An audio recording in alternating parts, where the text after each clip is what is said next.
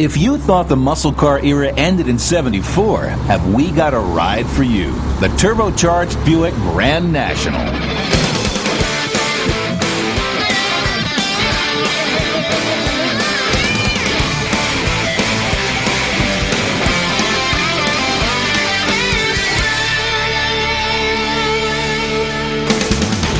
This is the 1987 Buick Regal GNX, and it's a muscle car. You heard right. A car made in 1987, complete with impact-absorbing bumpers, a catalytic converter, and, believe it or not, a V6 engine. In fact, it's not just a muscle car. It happens to be the fastest accelerating production sedan ever made. Now here's the real punchline. It's a Buick. The Buick GNX is truly one of the most incredible cars ever made. Its 231 cubic inch turbocharged V6 engine is capable of producing over 275 net horsepower. And the car's chassis is designed to put every ounce of that horsepower on the ground. The GNX is also an intelligent car. Thanks to all its onboard computers, every aspect of the car's performance is being monitored and adjusted 1,000 times a second to deliver peak performance at any moment in time. From the grille to the rear spoiler, this car's individual components were so carefully designed that once assembled, they ceased to be parts, and the GNX became one single thing. Mike Doble, manager of Buick's Advanced Special Vehicles Department, guided the GNX's development.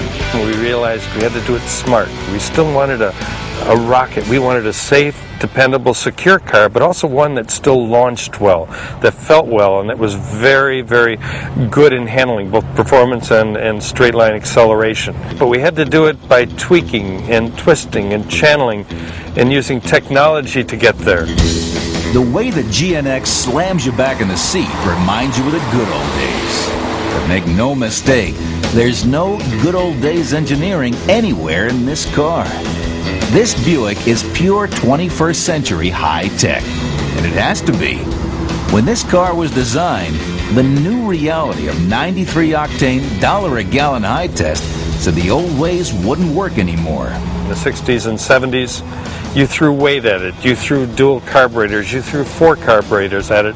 Weight didn't matter, just more horsepower, more torque. But back in those days, we kind of owned the market. We found out since that market was hard to maintain. The GNX is the ultimate stage of development of this car, the Regal Grand National. Between 1984 and 1987, the Grand National and its more colorful stablemate, the Regal T-Type, sneaked up on a lot of unsuspecting muscle cars and put them away.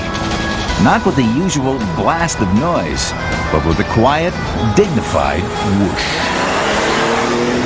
For muscle car fans from the 60s, these cars are a throwback to the days when big cubic inches ruled the road. Nailing the throttle on a Grand National with a combination of being shot out of a cannon and getting launched off an aircraft carrier. I have never in my life seen a car that could accelerate so quickly and actually watch the needle sweep across the speedometer, just zoom across. It was just unbelievable. For people too young to remember that rush of 60s horsepower, the Turbo Buicks are cars perfectly made for today's high-performance enthusiast. I like to drive a car that has cruise control, windshield wipers work, it gets 20 miles to the gallon, and can come out to the track and run mid-12s. With space-age computer technology, combined with Buick's 100-year-old heritage of building better cars, the Regal Grand National and the GNX rekindled a fire that had all but gone out 15 years earlier. Stay with us as Buick convinces a little 231 cubic inch engine that it's Jack the Giant Killer on the American muscle car.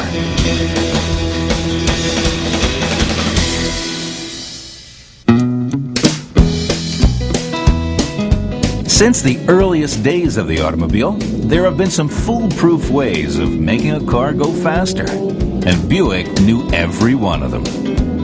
The easiest way, of course, was to build a bigger engine. So in 1908, Buick created this car, the Bug. It had a 4-cylinder engine that measured 622 cubic inches. Going by the old formula of big engine and a light body, the Buick Bug may very well have been the first muscle car.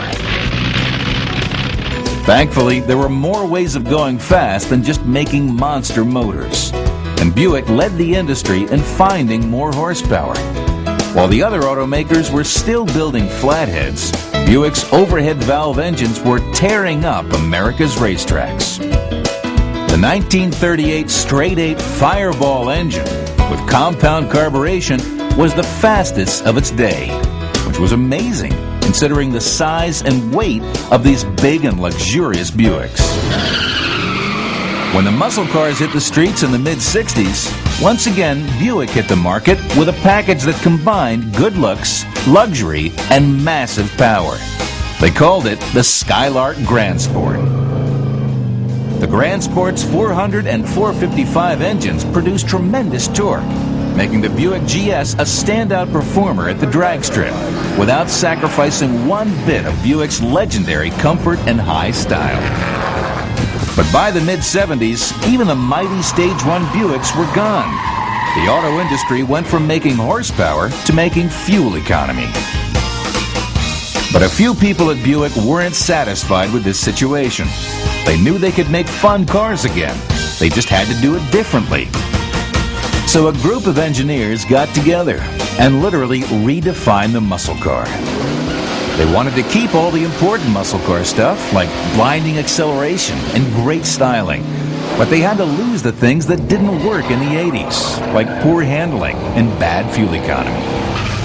At the time, the Buick Regal was mixing it up pretty well on the NASCAR tracks, and even in the 80s, the old connection between racing and sales was still there. There was still that strong belief, which I think is true today with many cars, that you win on Sunday, you sell on Monday.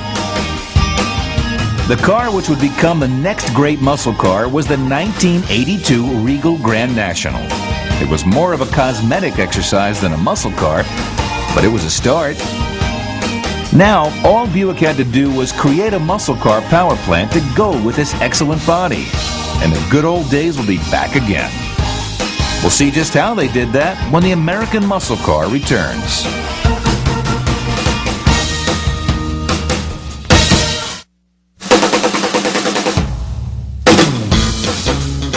Thanks to Buick's racetrack success, the Regal was already a well-known race car. But on the street, the 82 Regal Grand National was just another